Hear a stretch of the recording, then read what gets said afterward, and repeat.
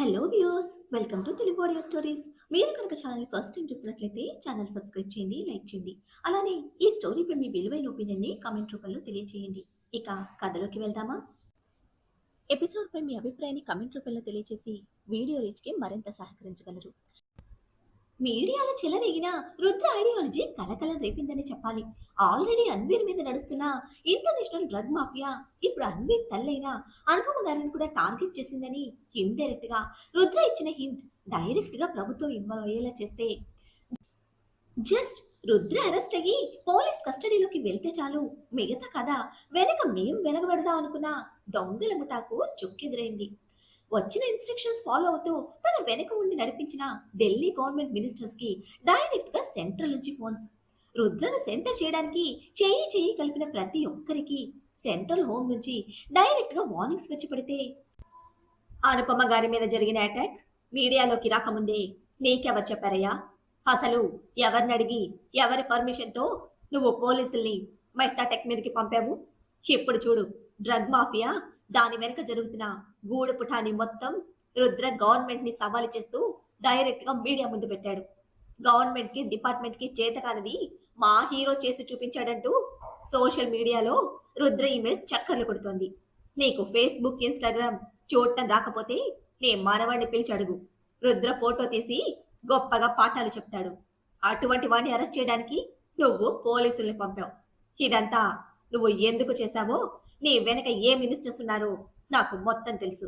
నేను యాక్షన్లోకి దిగక ముందే నువ్వే అంతా క్లియర్ చేయి అంటూ ఫోన్లోని తగలబెట్టేస్తూ ఉంటే, అయ్యో మీరు తప్పుగా అనుకుంటున్నారయ్యా. వాళ్ళ పిఏ పురుషోత్తం ఉన్నాడు కదా, వాడు కంప్లైంట్ ఇచ్చాడు. మీడియాలోకి పోతే గోల్ అవుతుందని ముందు మాట్లాడమని చెప్తే మన పోలీసులు భయపడ్డారయ్యా. అందుకే వాళ్ళకి ఆర్డర్ ఇవ్వాల్సి వచ్చింది. అంతకు మించి ఇక్కడ ఏమీ జరగలేదయ్యా. మీరనుకుంటున్నట్టు ఏమీ లేదయ్యా అంటూ మాడికి కారుతున్న చెమటలు తుడుచుకుంటూ చెప్పాడు స్టేట్ మినిస్టర్. నేనిప్పటి వరకు ఏది అనుకోలేదు. ఏమీ లేని దానికి నువ్వు రచ్చ చేశావనే నేననుకున్నా. అది బయటకు లీక్ అయినా నీ గోచి ఊడిపోతుంది. నిన్నటి వరకు నువ్వు స్నేహంగా ఉన్న కంపెనీ ఈ రోజు రుద్ర చేతిలోకి వెళ్లడమే నీ వ్యక్తిగత కక్ష బయట పెట్టావని తెలిస్తే నీ సీటు చిరిగిపోతుంది. ఏవి కాకుండా డైరెక్ట్ గా డ్రగ్ మాఫియాతో చేతులు కలిపావని నాకున్న అనుమానం జనానికి కూడా వచ్చిందా? నాడి రోడ్లో కుక్కని కాల్చినట్టు కాల్చి చంపుతారు. తెలుసు కదా, మన వాళ్ళకి విశ్వాసం, అభిమానం చాలా ఎక్కువ. దేశం నలుమూలలా జల్లెడు పట్టి మేధావుల్ని వెతికి తెచ్చి సెంట్రల్లో నిలబెట్టి మేము సన్మానించేదే మన దేశంలో గొప్పవారు ఉన్నారని ప్రపంచానికి తెలియజేయడానికి. అటువంటి వాళ్ళ పరువు రోడ్డు మీదకి లాగితే ఏమవుతుందో నీకు విడిగా చెప్పనవసరం లేదుగా. దేశాన్ని భ్రష్టు పట్టిస్తున్నారు అంటూ వాళ్ళ దిగజారుడుతనానికి గట్టిగానే గడ్డి పెట్టారు. వయస్సుతో పాటు పెరిగిన సదరు వంకర బుద్ధికి, అత్యాశకి హోమ్ మినిస్టర్ టార్గెట్ కి బలవ్వకుండా బయటపడటానికి వెంటనే ఆయాసపడుతూ సింగపూర్ పార్టీకి ఫోన్ చేసి పురుషోత్తం ఎక్కడున్నా వదిలేయమని వివరం క్లియర్ గా చెప్పాడు సదరు మినిస్టర్. భయపడుతూ మినిస్టర్ చెప్పింది మొత్తం బాస్ కి ఫార్వర్డ్ చేసి మీడియాలో హైలైట్ అవుతున్న న్యూస్ కూడా సింగపూర్ పార్టీకి వినిపిస్తే, వదిలేయండి అంటూ ఆండ్రూ ఆర్డర్ ఇవ్వడమే. వాడు ఒప్పుకోడు అంటూ తలపట్టుకున్నాడు సింగపూర్ వాడు. ఒప్పుకోకపోవడానికి ఇది వాడి సొత్తు కాదు, నా సామ్రాజ్యం. నా సామ్రాజ్యం విస్తరించడానికి ఎవడడ్డం వచ్చినా ప్రాణం తీస్తాను అంటూ సింగపూర్ వాడికి దడుపు పుట్టే లెక్క వార్నింగ్ ఇచ్చి కాల్ కట్ చేశాడు ఆండ్రూ. రుద్ర తన వర్క్ కంప్లీట్ చేసుకుని ఎయిర్పోర్ట్ కి తిరిగి స్టార్ట్ అయ్యే సమయానికి గుర్తు తెలియని వ్యక్తులు పురుషోత్తంని హాస్పిటల్ బయట వదిలి వెళ్లారనే న్యూస్ టీవీ స్క్రీన్స్ మీద మారు మోగిపోతుంటే దానికి సంబంధించిన ఫొటోస్ వేగంగా పరుగులు పెడుతున్నాయి. పెంచిన బాబు కన్నా కన్న బాబు పుత్రోత్సాహంతో మెండుగా పొంగిపోతూ, great job, too intelligent and too smart అంటూ సిద్ధార్థ్ రుద్ర భుజం తట్టడంతో సిద్ధార్థ్ అతిగా పొంగిస్తున్న అభిమానానికి మన బీస్ట్ బాబు ఓరగా చూస్తూ ఉంటే ఒంటికి కారం రాసినట్టుగా ఇరిటేటింగ్ గా చూస్తున్నారు వినోద్. తన తప్పు తెలుసుకున్న చిన్న నవ్వుతో ఇద్దరిని దాటి కాఫీ అంటూ అప్పటికి తప్పించుకుని వడివడిగా పరుగులు పెట్టారు సిద్ధార్థ్. స్క్రీన్ మీద కనిపిస్తున్న రుద్ర ఫోటోకి జనం చేరి న్యూసెన్స్ క్రియేట్ చేయకముందే నువ్వు లోపలికి వెళ్ళిపో, ప్రొఫెసర్ వస్తాడులే అంటూ రెస్పెక్ట్ కూడా వదిలేసిన తండ్రి ఆర్డర్‌కి సరే అంటూ సెక్యూరిటీని క్రాస్ చేసి లోపలికి వెళ్ళాడు రుద్ర. తండ్రి మాటకి తల కదిపిన తనయుడిలో సిద్ధార్థ అత్యుత్సాహం, అమితానందం మాత్రం తీరం కోసం పరుగులు పెట్టే కెరటాల్లా కదులుతూనే ఉన్నాయి. సెక్యూరిటీ ప్రాసెసింగ్ లాబీలో కూర్చున్న రుద్ర గవర్నమెంట్‌కి క్లియరెన్స్ ఇవ్వడానికి ఐరా పాపకి ఫోన్ కొడితే బీస్ట్ బాబు నెంబర్ స్క్రీన్ మీద చూడడమే అదిరిపడి ఫోన్ గుండెలకి నొక్కేసుకుంటూ నీలిమ గారి చుట్టూ జరుగుతున్న కోలాటం నుంచి పరుగులాంటి నడకతో బయటకి గార్డెన్ వైపుకి వెళ్ళింది. మన రుద్రని కాజేయడానికి గట్టిగానే పథకాలు వేస్తున్నారు. పిల్లలు లేకపోతే మంచిగా ఉన్న పిల్లలు తెచ్చి తల్లి మనసుతో పెంచుకోవాలి. అంతేకాని కింగు లాంటి మన రుద్ర మీద కచ్చి వేయడం ఏంటండి అంటూ అశోక్ గారి భుజానికి పడి ఏడుస్తూ నీలిమ రచ్చ రచ్చ చేసేస్తూ ఉంటే ఎవరు ఏం చెప్పినా వినిపించుకోవడం లేదు. అసలు వినిపించుకోవాలనే ఆలోచన కూడా లేదు నీలిమలో. రుద్ర అంటే మావాడు. కొత్తగా కొడుకు అని వరుసలు కలుపుకొని మా నుంచి దూరం చేయడానికి చూస్తే ఎవరినైనా సరే వదిలేది లేదు. ఎంత వారినైనా విడిచేది లేదు అంటూ ఏడుస్తూనే వార్నింగ్ ఇస్తున్న నీలిమ గారి చుట్టూ అయోమయపు మొహాలతో వింత పక్షుల్లో అందరూ నిలబడితే ఇక ప్రమోద్ వసుధ గారి గందరగోళానికి అంతే లేకుండా పోయింది. ఈ విషయం ఇక్కడే తేల్చాలి. వెంటనే ఫోన్ చేయండి. నేను వెంటనే రంజనితో మాట్లాడాలి. గోడకి సున్న కొట్టినట్టు తెల్ల మొహంతో దద్దీలో కూర్చోపోతే అన్నయ్యకి ఫోన్ చేసి విషయం చెప్పండి అంటూ ఢిల్లీ మొత్తాన్ని ఇక్కడికి దించైనా సరే ఇప్పుడే ఇక్కడే తాడో పేడ తేల్చేయాలన్నంత ఉద్రేకతో ఊగిపోతున్నారు నీలిమ. కాల్ ఆన్సర్ చేయకుండా కంగారుగా పరుగులు పెట్టిన ఐరా వదనంలోని చిక్కు ప్రశ్నలు చదివినట్టే తల్లిని వదిలేసి శిఖర్ కూడా లేస్తే అప్పటిదాకా ఐరా వెనుక పరుగులు పెట్టిన చేతంతో పాటు కావ్య కూడా వెళ్ళిపోయింది. నువ్వెక్కడికి పోతున్నావురా? వాడు నీ ఫ్రెండ్ అంటూ నీలిమ గట్టిగానే అరుస్తూ ఉంటే అమ్మా ప్లీజ్ నువ్వు టెన్షన్కి పోయి అరిచి గొడవ చేయకు. మయూరి గారు చెప్పింది నిజం. దేవుడు దిగొచ్చినా ఇది మారదు. అయితే ఇదొకటి గుర్తుపెట్టుకో. ఎవరికి ఎప్పుడు ఎలా చెప్పాలో నేను చూసుకుంటాను. దయచేసి నువ్వు ఎవ్వరికి ఫోన్ చేయొద్దు అంటూ చేతులు జోడించి చెప్పిన శిఖర్ చూసుకోమని తండ్రితో చెప్పి బయటకి పరుగులు పెట్టాడు. నిజం అదే అని తేల్చి చెప్పిన కొడుకు మాటతో కొయ్య మారిపోయిన నీలిమ గారిని చూస్తూ ఆ వెనుకనే ప్రమోద్ ఇంకా వసుధ కూడా ఐరా కోసం వెళ్తే ఏంటండి వాడనేది? అంటే మన రుద్రుడు మనవాడు కాదా? రంజని కొడుకు కాదా? ఈ విషయం రంజనికి తెలిస్తే అసలు బతుకుతుందా? పిల్లల మీదే ప్రాణాలు పెట్టుకుందండి అంటూ నిస్సత్తువుగా జార విడుస్తున్న కన్నీళ్లతో భర్త చేతులు పట్టుకున్నారు నీలిమ. అందరి మధ్య అప్పటి వరకు నలిగిన మాటలు మననం చేసుకుంటూ సులోచన గారిని చూసుకోమని చెప్పి దమయంతి గారు మయూరి కోసం వెళ్తే నువ్వు రంజని వినోద్ గురించి ఆలోచిస్తున్నావు. అసలు ఇక్కడ ఆలోచించాల్సింది, అంగీకరించాల్సింది రుద్ర. వాడి గురించి తెలిసి మనం ఇప్పుడు ఏదైనా తొందరపడితే ఆ తర్వాత పరిస్థితి మన చేయి జారిపోతుంది.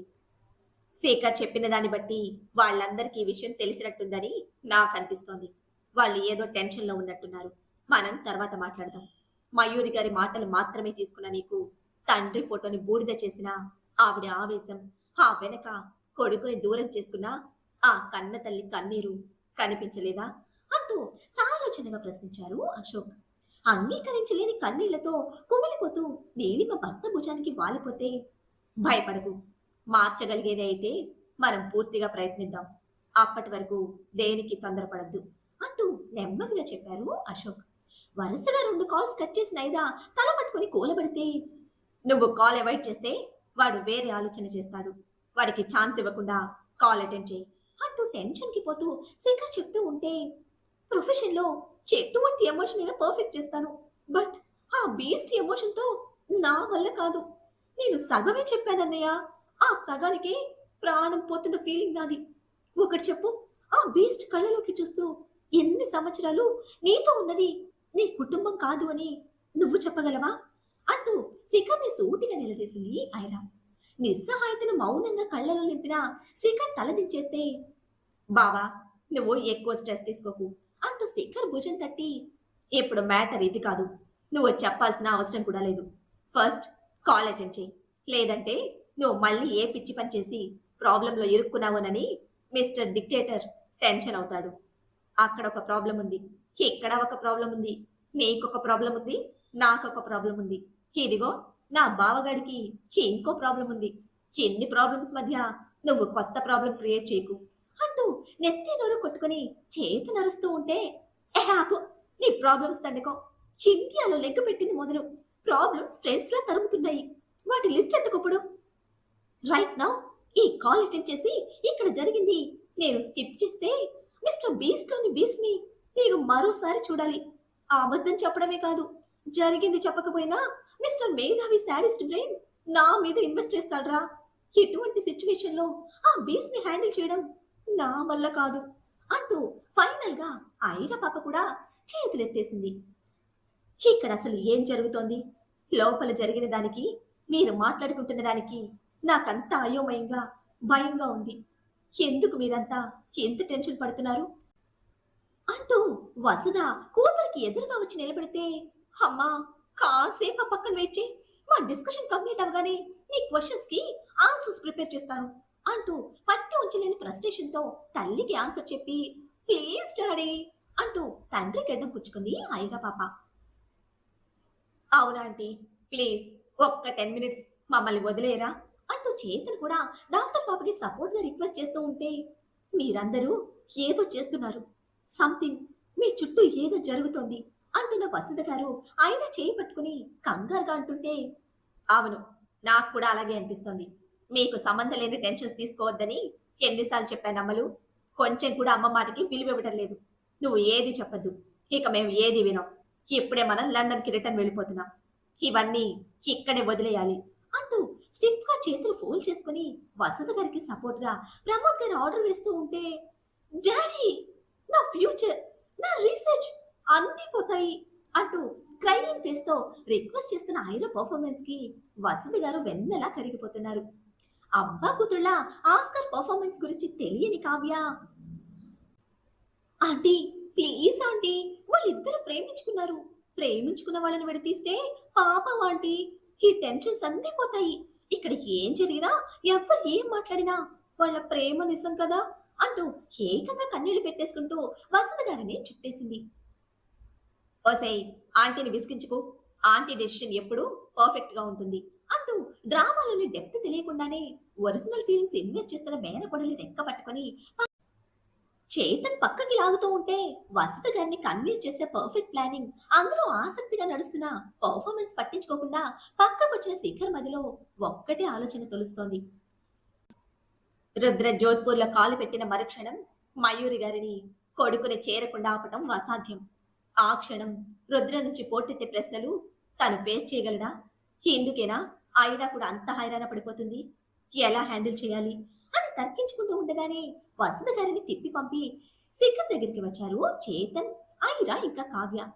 నిజంగా ఫీల్ అయిపోయి కన్నీళ్లు పెట్టుకున్న కావ్యని దగ్గరికి తీసుకొని ఫోర్ హెడ్ కి కిస్ ఇచ్చి, ఫస్ట్ టైం తెలియకుండా ఒక మంచి పని చేశావే అంటూ చేతన్ మెచ్చుకుంటుంటే అందుకు గాను ముద్దు పెట్టిన మావయ్య స్పర్శకి ఒక పక్క సిగ్గుపడుతూనే మెచ్చుకున్నందుకు ఉబ్బిపోతున్న కావ్య ఫీలింగ్స్ పట్టించుకోకుండా నెత్తి మీద పీకి, ఫస్ట్ ఇది ముఖ్యం అంటూ కరిచినట్టే అరిచింది ఐరా.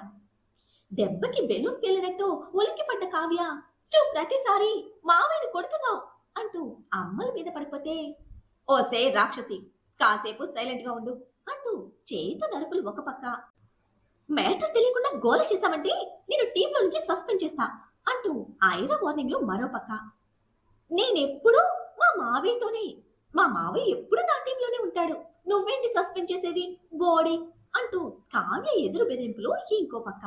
మొత్తానికి తలతిక్క మేడం మధ్యలో ఇరుక్కున్న శిఖర్ చెవులు మూసుకొని ఆపుతారా అంటూ గార్డెన్లో పక్షులు భయపడే లెక్క అరవడని అందరూ పిన్ డ్రాప్ సైలెంట్ అయిపోతే, నాకు ఒక సొల్యూషన్ దొరికింది, మీ ముగ్గురు మీటింగ్ ప్లస్ ఫైట్ ని లోపలికి వెళ్ళి పెట్టుకోండి అంటూ సీరియస్ గా చెప్పి సిద్ధార్థ్ కి ఫోన్ చేస్తూ 2 అడుగుల దూరం వెళ్ళాడు. ఎంత జరిగినా సిగ్గు లేకుండా నవ్వుతూ రిలాక్స్ అయిన వదనాలతో కావ్యని మధ్యలో అడ్డేసుకొని ఐరా ఇంకా చేతులు కూలబడితే, మీరిద్దరూ బానే ఉన్నారా అంటూ వింత ఎక్స్ప్రెషన్స్ అడుగుతున్న కావ్యలో అనుమానంతో కూడిన ఆశ్చర్యంతో నిండిన సందిగ్ధం. నువ్వు పెరిగితే అర్థమవుతుందిలేవే అంటూ ఎప్పటిలా మేనకొడల్ని ముద్దు చేశాడు చేతన్.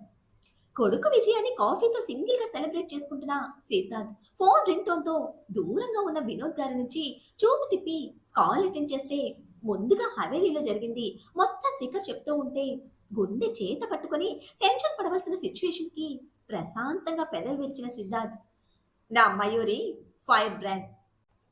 అదే స్పీడ్, అదే ఫైటింగ్ స్పిరిట్ నా కొడుకు కూడా ఇచ్చింది అని మురిసిపోతూ సిద్ధార్థ్ ఆన్సర్ ఇస్తూ ఉంటే, ప్రొఫెసర్ ప్లీజ్ మీ 90స్ లవ్ స్టోరీ ఇంకా మీ పుత్రరత్నం స్పీడ్‌కి కాస్త ఫుల్ స్టాప్ పెట్టి మా టెన్షన్ కొంచెం అర్థం చేసుకోండి. నెక్స్ట్ స్టెప్ ఏంటో మాకు తెలియటం లేదు. అమ్మని నేను ఎక్కువ సేపు ఆపలేను. ముఖ్యంగా ఆవిడేంటండి అలా ఉన్నారు? రుద్ర గురించి అంత తెలిసినా కూడా ఆవేశం, ఆనందం ఇంకా సెలబ్రేషన్స్ అన్నీ ఒకేసారి. కొంచెం కూడా టైం తీసుకోరా? అంటూ ఆల్మోస్ట్ ఏడుస్తున్నట్టే వాపోయాడు శిఖర్. మా మయూరి స్పీడ్ మీరసలు అంచనా వేయలేరు. It's okay. Don't worry about Rudra. ఎటువంటి సిట్యుయేషన్ మేబీ ఏ తండ్రికి రాలేదేమో. బట్ నేను ఫేస్ చేయడానికి ప్రిపేర్ అవుతాను. అంటూ భారమంతా తనది అన్నట్టు సిద్ధార్థ్ మాట ఇవ్వడంతో గుండెల మీద అప్పటి వరకు మోసిన కల్లోల కుంపటి చన్నీళ్లతో చల్లబరిచినట్టు శిఖర్ గడ్డి మీదకి వాలిపోతే అది చూస్తూనే ప్లాన్ సక్సెస్ అంటూ వెనక్కి వాలిపోయారు ఐరా ఇంకా చేతన్. మీ ఇద్దరికి ఏదో అయింది.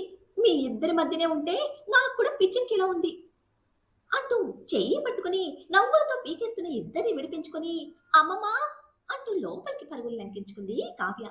ఎంటీ కాఫీ క్యాన్ డస్ట్బిన్ లోకి విసిరి తన సరంజామాతో కదిలిన సిద్ధార్థ్కి వినోద్ అడ్డుగా వచ్చి నిలబడితే ఆయన కళ్ళల్లో కనిపిస్తున్న అనుమానపు అసహనానికి సన్నని నవ్వుతో, మీ కొడుకుని మీ నుంచి ఎవ్వరూ దూరం చేయరు అంటూ అడగక ముందే సిద్ధార్థ్ అభయం ఇస్తూ ఉంటే, దూరం చేసే శక్తి ఉందని మీకెలా తెలుసు అంటూ చిన్నవి చేసిన కళ్ళతో సూటిగా ప్రశ్నించారు వినోద్. ఆయుధాన్ని బట్టి రౌద్రానికి తన పెంపకంలో సరైన ఆలోచనతో సాధించగలిగే సమర్థతను నూరిపోసిన వినోద్ వ్యక్తిత్వానికి మెచ్చుకోలుగా చూసిన సిద్ధార్థ్, చెప్పడానికి మీరెవరో అని అడిగితే కత్తికి బలి కావలసిన ఆ వజ్రానికి సాన పెట్టిన మీకు మీ పెంపకానికి సమాధానం చెప్పేవాడిని కాదు. రుద్రను అదుపు చేసే శక్తి ఏదీ లేదు. పుగ్గు పాల కన్నా ముందే ఈ మత్తు మందులు వాడి శరీరంలోకి చేరాయి. ఎదురు దెబ్బల కన్నా ముందే కత్తి దెబ్బలు వాడి రక్తాన్ని రుచి చూశాయి. అన్నిటినీ దాటగలిగే సమర్థవంతమైన డిక్టేటర్ని మీరు మీ కష్టంతో మీ చేతుల్లో తీర్చిదిద్దారు. అందుకు జీవితాంతం మీకు రుణపడిపోయాం. వాడి పుట్టుకకు కారణమైన ఒక వ్యక్తిగా నేను కానీ, లేదా వాడికి జన్మనిచ్చిన కారణంతో మయూరి కానీ మీ నుంచి ఆ వజ్రాన్ని దూరం పెట్టలేవు. బిజినెస్ని, శత్రువుల్ని డీల్ చేయగలిగిన రుద్ర ఇప్పుడు ఎమోషన్స్ని కూడా హ్యాండిల్ చేయగలరు. తన వారు, తన కుటుంబం ఇప్పుడు రుద్ర బలహీనత కాదు, తన బలంగా మార్చుకున్న ఒక పర్ఫెక్ట్ మృగం. బికాస్ ఆఫ్ ఐరా రుద్ర చాలా చేంజ్ అయ్యాడు, చాలా నేర్చుకున్నాడు. మీరు మీ వైఫ్ గురించి కేర్ తీసుకోండి. మిగతా మొత్తం మిస్టర్ బీస్ట్ హ్యాండిల్ చేయగలడు. ఒక ప్రొఫెసర్గా, డాక్టర్స్గా తనతో మేము ఉండడం అవసరం. ఎంతకు మించి మరో ఆలోచన వద్దు అంటూ సున్నితంగా ఎక్స్ప్రెషన్ ఇచ్చి నవ్వుతూ కదిలి వెళ్ళిపోయారు సిద్ధార్థ్. వెనక్కి తిరిగి చూడటం కూడా మర్చిపోయిన తడి కళ్ళతో మిగిలిపోయిన వినోద్, రక్తం పంచుకు పుట్టిన కొడుకు విజయానికి పొంగిపోయిన తండ్రి మనసుకు అడ్డుపడినందుకు కించిత్ బాధగా అనిపించిన రెండింతలు గర్వంగా వినోద్ గారి చెస్ట్ పొంగింది. చెక్కిన్ క్రాస్ చేస్తూ సిద్ధార్థ్ మళ్ళీ ఓసారి వెనక్కు తిరిగి చూస్తే గర్వం నిండిన ఆ తండ్రి అడుగులు స్థిరంగా ముందుకు పడుతూ ఉంటే, థ్యాంక్ యూ ఫర్ ఎవ్రీథింగ్ అని మనసులోని కృతజ్ఞత తెలుపుకొని ఇక రుద్ర కోసం వెళ్లారు సిద్ధార్థ్. మరి ఇప్పుడు జోధ్పూర్లో దిగడమే సిద్ధార్థ్ అడుగులు హవేలి వైపు పడతాయా? సిద్ధార్థ్ నిర్ణయాన్ని మయూరి అంగీకరించగలుగుతుందా? నిజం తెలుసుకున్న రుద్ర తీసుకోబోయే నిర్ణయం ఏమిటి? దేవకి యశోదల ముద్దుల కన్నయ్యలా నిలువనున్నాడా? పాప వైర పాపకు ఇప్పుడు ఏ దేవుడు దిక్కో? సత్యభామ అలక తెచ్చే ప్రేమతో పాటు నిజాన్ని చూపే బాధ్యత తీసుకున్న పరంతముళ్ళ అందర్నీ సమన్వయం చేస్తూ తన మాయతో మురిపించే మురళీధరుడుగా మారనున్నాడా మన బీస్ట్? ఏం జరుగుతుందో తెలియాలంటే నెక్స్ట్ ఎపిసోడ్ని ఫాలో చేయండి.